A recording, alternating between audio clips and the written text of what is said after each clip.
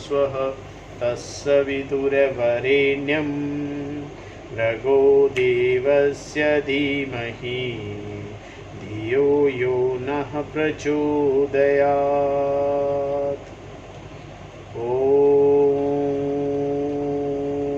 सहना भवतु सहनौ भुनक्तु सह वीर्यं करवावहै तेजस्विनावधीतमस्तु मा विद्विषावहै। ओम शांति शांति शांति। श्रुतिस्मृतिपुराणानाम् आलयं करुणालयं नमामि भगवत्पादशङ्करं लोकशङ्करं शङ्करं शङ्कराचार्यं केशवं बादरायणं सूत्रभाष्यकृतौ वन्दे भगवन्तौ पुनः पुनः। ॐ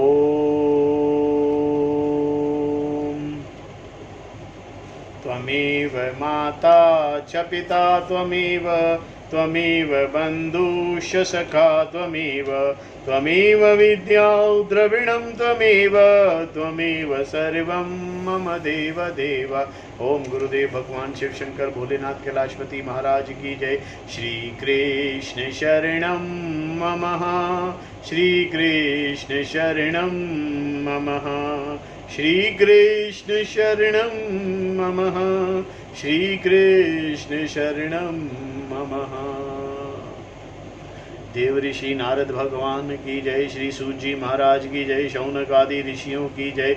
भगवान व्यास जी महर्षि व्यास जी महाराज की जय। भगवान शुकदेव की जय। महर्षि शुकदेव भगवान की जय। शंकराचार्य भगवान की जय। स्वामी चिन्मयानंद भगवान की जय। स्वामी दयानंद भगवान की जय। स्वामी प्रबुद्धानंद भगवान की जय। स्वामी शुद्धानंद भगवान की जय। साध्वी आनंद ज्योति जी की जय। माता पिता की जय। सभी गुरु देवताओं की जय। सभी गुरु देवताओं की जय। सभी गुरु देवताओं की जय। श्री कृष्ण गोविंद हरे मुरारी हे नाथ नारायण वासुदेवा। श्री कृष्ण गोविंद हरे मुरारी हे नाथ नारायण वासुदेवा। श्री कृष्ण गोविंद हरे मुरारी हे नाथ नारायण वासुदेवा। श्री कृष्ण गोविंद हरे मुरारी हे नाथ नारायण वासुदेवा। श्री कृष्ण गोविंद हरे मुरारी हे नाथ नारायण वासुदेवा। श्रीमन्नारायण नारायण नारायण भजमन नारायण नारायण नारायण। श्रीमन्नारायण नारायण नारायण भजमन नारायण नारायण नारायण। श्रीमद् भागवत कथा तृतीय अध्याय के 28 अध्यायों तक हमने रसपान अमृतपान कर लिया है। अब 29वें अध्याय में भक्ति का मर्म और काल की महिमा को जानने की कोशिश करेंगे। देवहूति माँ देवहूति महर्षि कपिल जो कि भगवान का अवतार है, भगवान का दूसरा अवतार कपिल मुनि के रूप में हुआ था। पहले अवतार में वराह अवतार में भगवान ने पृथ्वी का उद्धार किया था और यहाँ पर दूसरे अवतार में वो ज्ञान का प्रवाह कर रहे हैं। वो अपनी माँ को ज्ञान दे रहे हैं और इसके बाद सांख्य शास्त्र का प्रवाह ज्ञानियों में करेंगे। तो भक्ति देवहूति ने पूछा, प्रभु प्रकृति पुरुष और महातत्व का जैसा लक्षण सांख्य शास्त्र में कहा गया है तथा जिसके द्वारा उनका वास्तविक स्वरूप अलग अलग जाना जाता है और भक्ति योग को ही जिसका प्रयोजन कहा गया है वह आपने मुझे बताया। अब कृपा करके भक्ति योग मार्ग से मुझे विस्तार पूर्वक समझाइए, जिसके सिवा जीवों के जन्म मरण रूपा अनेक प्रकार की गतियों का भी वर्णन कीजिए। जिनके सुनने से जीवों के सब प्रकार की वस्तुओं से वैराग्य हो जाता है, जिसके भय से लोग शुभ कर्म में प्रवृत्त होते हैं, और जो ब्रह्म आदि का भी शासन करने वाला है, उस सर्व समर्थ काल का स्वरूप भी आप मुझसे कहिए। ज्ञान दृष्टि के लुप्त हो जाने के कारण देह आदि मिथ्या वस्तुओं में जिन्हें आत्माभिमान हो गया है, तथा बुद्धि के कर्मसत रहने के कारण अत्यंत श्रमित होकर जो चिरकाल से अपार अंधकारमय संसार में सोए पड़े हैं, उन्हें जगत के लिए आप योग प्रकाशक सूर्य ही प्रकट हुए हैं। श्री मैत्रेयी जी कहते हैं, गुरु श्रेष्ठ विदुर जी, माता के ये मनोहर वचन सुनकर महामुनि कपिल जी ने उनकी प्रशंसा की और जीवों के प्रति दया से द्रवीभूत हो बड़ी प्रसन्नता के साथ उनसे इस प्रकार बोले। ये मैत्रेयी जी, महर्षि मैत्रेयी जी जो है विदुर जी को सुना रहे हैं कथा। विदुर जी जो है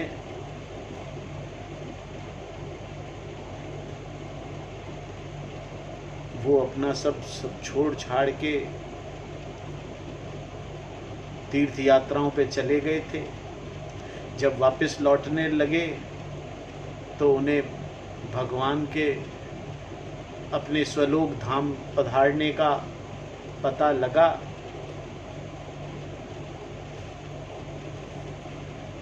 उद्धव जी से पता लगा तो उद्धव जी से उन्होंने भगवान की लीलाओं के बारे में सुना, और भगवान की लीलाओं के बारे बाद में उन्होंने प्रश्न करने शुरू किए। तो उद्धव जी ने बोला कि ये सारे आपके प्रश्नों का उत्तर आपको ज्ञान जो है महर्षि मैत्रेयी जी देंगे, आप वहाँ उनके पास जाइए। और फिर विदुर जी जो है वो महर्षि मैत्रेयी जी के पास आते हैं और वहाँ वो ये भगवान की कथाओं द्वारा ज्ञान प्राप्त कर रहे हैं। और एक बात आप बहुत ध्यान से सुनिए कि यहाँ पर जब कोई प्रश्न करता है ना, तो उसके प्रश्नों की तारीफ होती है कि बहुत सुंदर प्रश्न किया है, ये प्रश्न जगत के हित में है, इससे जो उत्तर मिलेगा उससे जगत का कल्याण होगा। वहाँ आर्ग्यूमेंट नहीं करते थे, बहस नहीं करते थे, वो ज्ञान प्राप्त करने के लिए प्रश्न करते थे। ज्ञान के लिए प्रश्न किया जाए तो उस प्रश्न का उत्तर दिया जाता है। बहस करने के लिए, आर्ग्यूमेंट के लिए अगर प्रश्न किया जाए तो उसका उत्तर नहीं दिया जा सकता।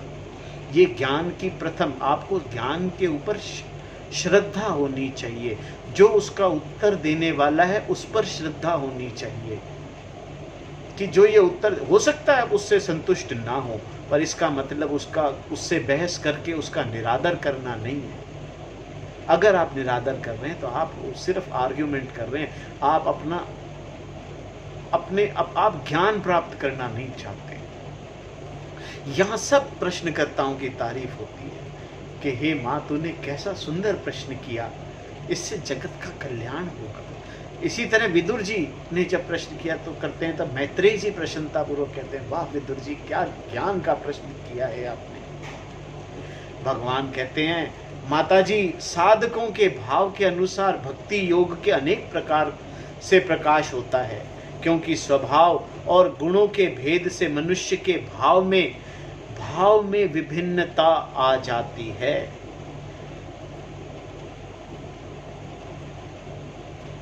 भाव,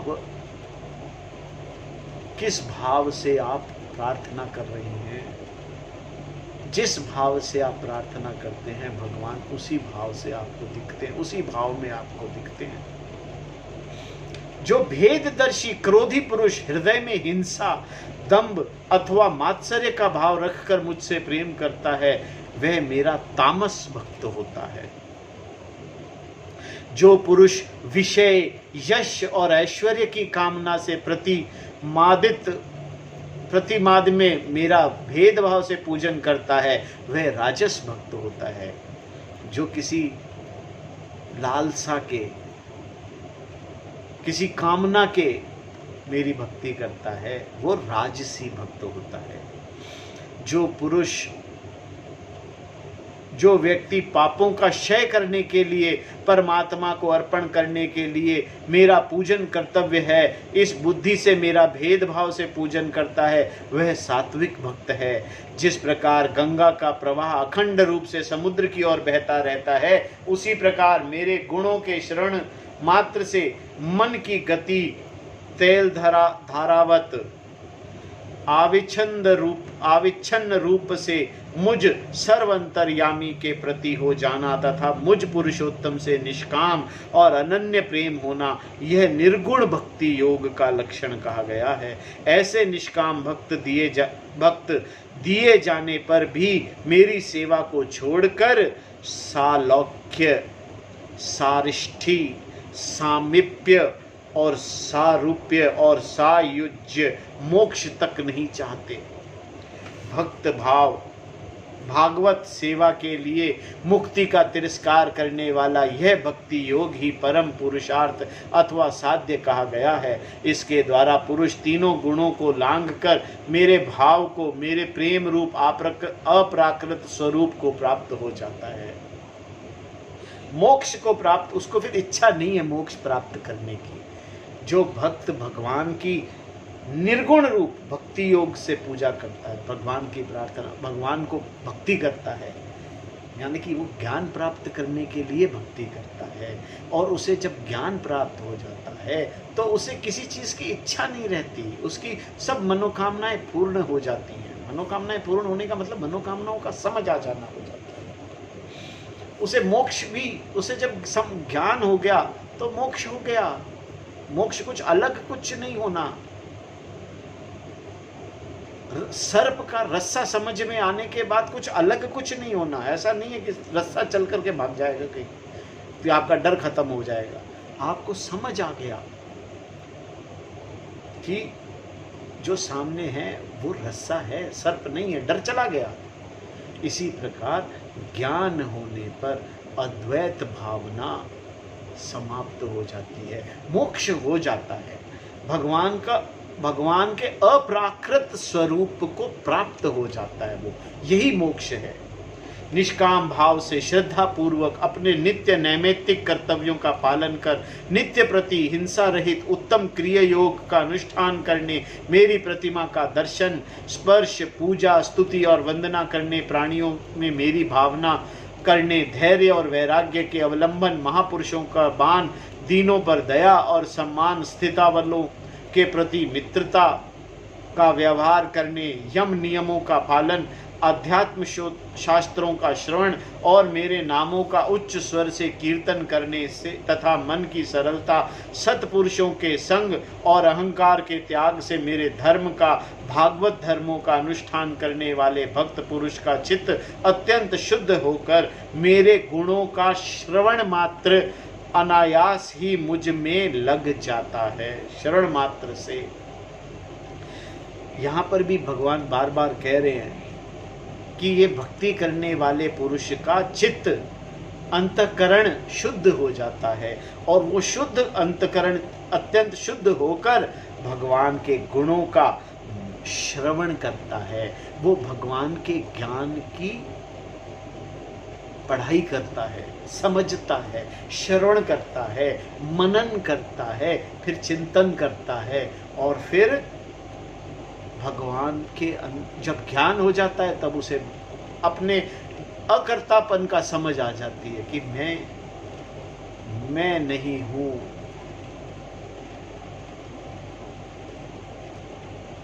अपना स्वरूप ब्रह्म स्वरूप में एकाकार हो जाता है उसका, फिर अलग कुछ नहीं होता, ब्रह्म से अलग कुछ नहीं होता। एकाकार होने पर अलग कुछ नहीं होता, वो ब्रह्म रूप हो जाता है। देखो हर जगह साफ साफ ये बात बहुत क्लियरली बताई गई है कि भक्ति करने से अंतःकरण शुद्ध होता है।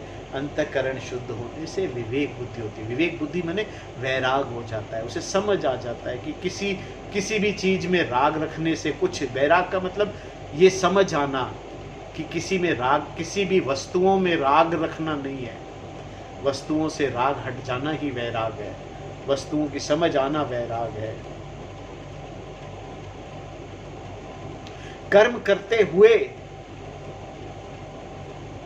उसके फलों की इच्छा न होना वैराग है। कर्म करते हुए अकर्ता होना, कर्ता होते हुए अकर्ता होना वैराग है। जिस प्रकार वायु के द्वारा उड़कर जाने वाला गंध अपने आश्रय पुष्प से घ्राणेंद्रियों तक पहुंच जाता है, उसी प्रकार भक्ति योग में तत्पर और राग द्वेष विकारों से शून्य चित्त परमात्मा को प्राप्त कर लेता है। मैं आत्मा रूप से सदा सभी जीवों में स्थित हूँ, इसीलिए जो लोग मुझे सर्वभूत स्थित परमात्मा का अनादर करके केवल प्रतिमा में ही मेरा पूजन करते हैं, उनकी वह पूजा स्वांग मात्र है। जो लोग मुझे सर्वभूत स्थित परमात्मा का, सर्वभूत जो सब जगह मौजूद है, उस आत्मा उसका अनादर करके केवल प्रतिमा में, केवल मूर्तियों में मेरा पूजन करते हैं, उनकी वह पूजा स्वांग मात्र है। ऐसे इसमें लिखा है, ये बात को ऐसे समझ, क्योंकि मूर्ति पूजा भी जरूरी है, क्योंकि वो एक रास्ता है, एक साधन है, भक्ति का साधन है। अगर वो साधन की तरह से किया जाए, सिर्फ मूर्ति में नहीं, सर्वरूप स्वरूप जिसका, सब रूप जिसके हैं, उसको सब रूपों में देखा जाए,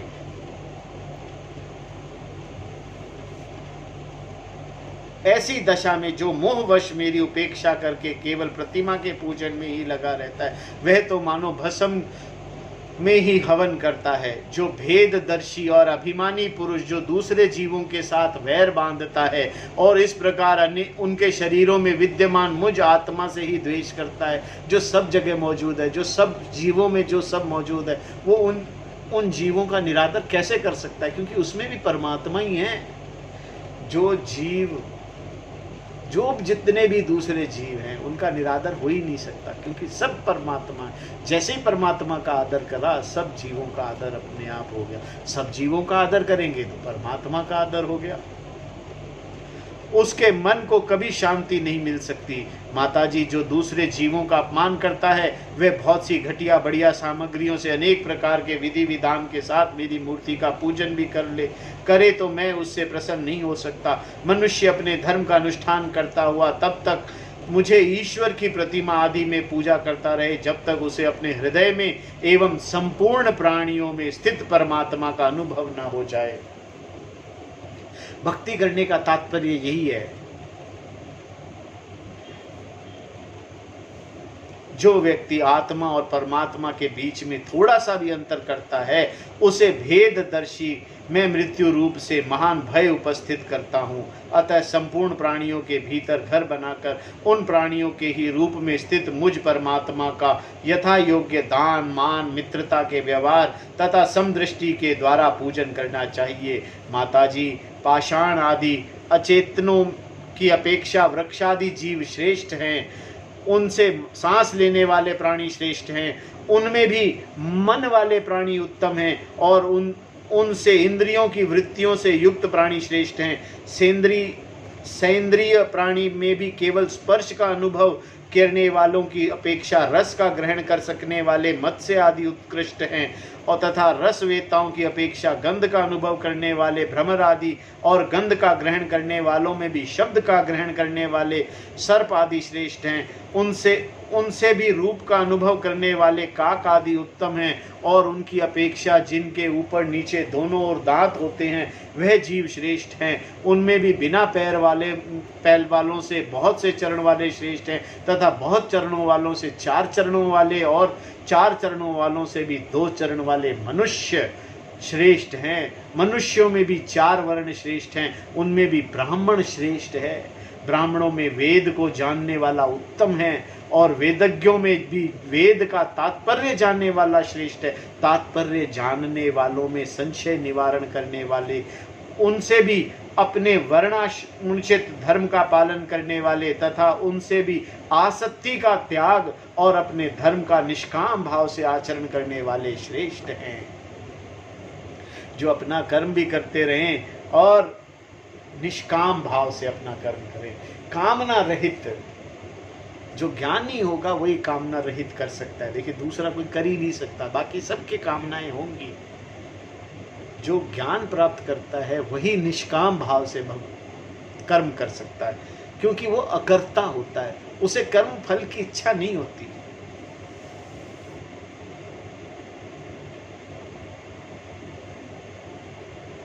उनकी अपेक्षा भी जो लोग अपने संपूर्ण कर्म, उनके फल तथा अपने शरीर को भी मुझे ही अर्पण करके भेदभाव छोड़कर मेरी उपासना करते हैं, वे श्रेष्ठ होते हैं। इस प्रकार मुझे ही चित्त और कर्म समर्पण करने वाले अकर्ता और समदर्शी पुरुष से बढ़कर मुझे कोई अन्य प्राणी नहीं दिखता। अतः यह मानकर कि जीव रूप अपने अंश से साक्षात भगवान ही में सबसे अनुगत है, इन समस्त प्राणियों को बड़े आदर के साथ मन से प्रणाम करें। माता जी, इस प्रकार मैंने तुम्हारे लिए भक्ति योग के अष्टांग योग का वर्णन किया। इनमें से एक का भी साधन करने से जीव परम पुरुष भगवान को प्राप्त कर सकता है। भगवान परमात्मा पर ब्रह्म का अद्भुत प्रभाव संपन्न तथा जागतिक पदार्थों के नाना विधि वैचित्र्य हेतुभूत स्वरूप विशेष की काल नाम से विख्यात है। प्रकृति और पुरुष इसी के रूप हैं तथा इनमें यह पृथक भी है। नाना प्रकार के कर्मों का मूल अदृष्ट भी यही है तथा इसी से महातत्व आदि अभिमानी भेददर्शी प्राणियों की सदा भय लगा रहता है। जो सबका आश्रय होने के कारण समस्त प्राणियों में अनुप्रविष्ट होकर भूतों द्वारा ही उनका संहार करता है, वह जगत का शासन करने वाले ब्रह्मा आदि का भी प्रभु भगवान काल ही यज्ञों का फल देने वाले विष्णु हैं। विष्णु संपूर्ण हैं, अनंत हैं। यहाँ पर काल का मतलब अवधि नहीं है। अवधि काल माने होने वाला, जो है। और है कौन? सिर्फ परमात्मा।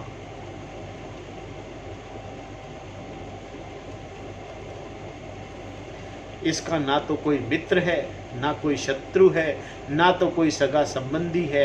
यह सर्वदा सजग रहता है और अपने स्वरूप भूत श्री भगवान को भूलकर भोग रूप प्रमाद में पड़े हुए प्राणियों पर आक्रमण करके उनका संहार करता है। इसी के भय से वायु चलता है, इसी से भय से सूर्य तपता है, इसी के भय से इंद्र वर्षा करते हैं, इसी के भय से तारे चमकते हैं, इसी से भयभीत होकर औषधियाँ और सहित लताएं सारी वनस्पतियां समय समय पर फूल धारण करती हैं। इसी के डर से नदियां बहती हैं और समुद्र अपनी मर्यादा से बाहर नहीं आ जाता। इसी के भय से अग्नि प्रज्वलित होती है और पर्वतों के सहित पृथ्वी जल में नहीं डूबती।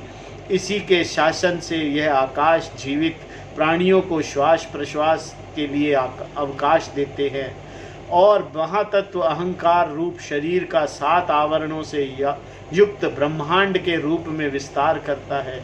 इस काल के ही भय से सत्वादि गुणों का नियामक विष्णु आदि देवगण, जिनके अधीन यह सारा चराचर जगत है, वे जगत रचना आदि कार्यों में युक्त कर्म से तत्पर रहते हैं। यह अविनाशी काल स्वयं अनादि किंतु दूसरों को आदि करता उत्पादक है तथा स्वयं अनंत होकर भी दूसरों का अंत करने वाला है।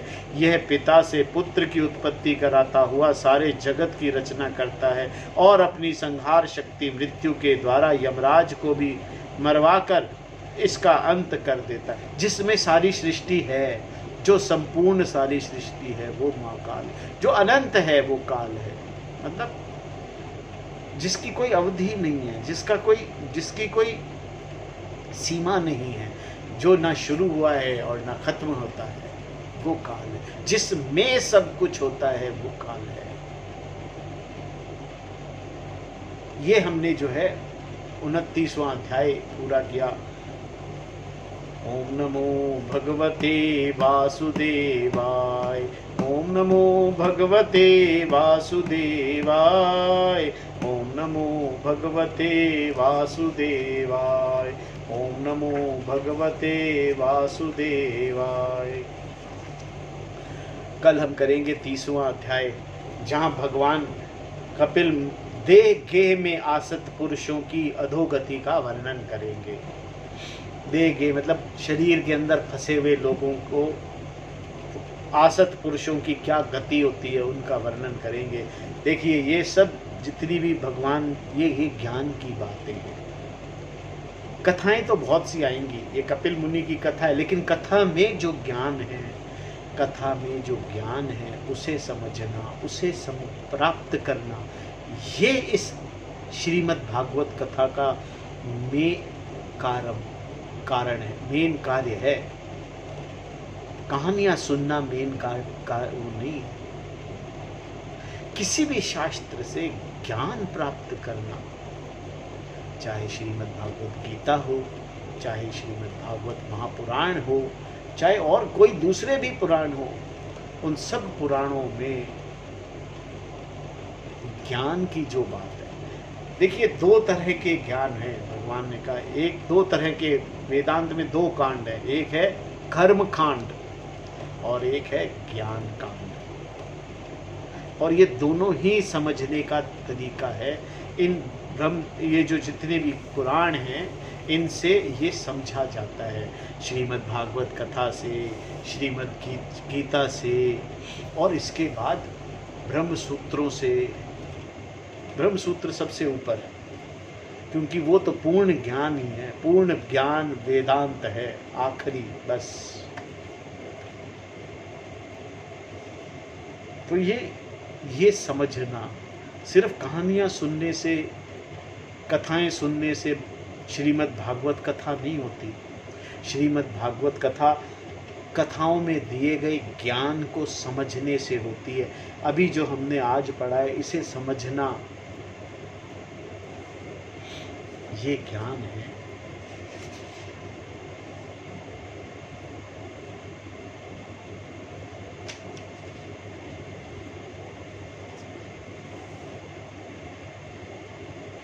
किस प्रकार, देखिए एक ही बात है जो रोज रोज बताई जाएगी, किस प्रकार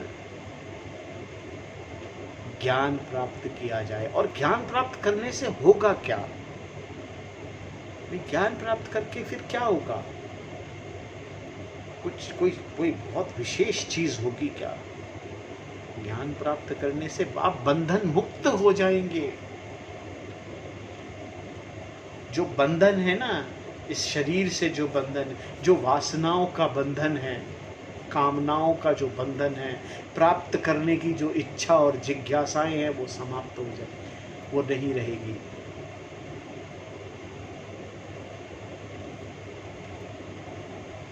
भेद खत्म हो जाएंगे।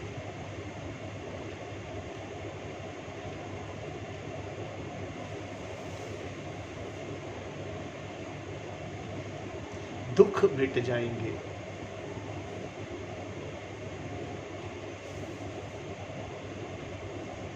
मृत्यु का भय खत्म हो जाएगा, क्योंकि मृत्यु होती ही नहीं, मृत्यु नाम की कोई चीज नहीं।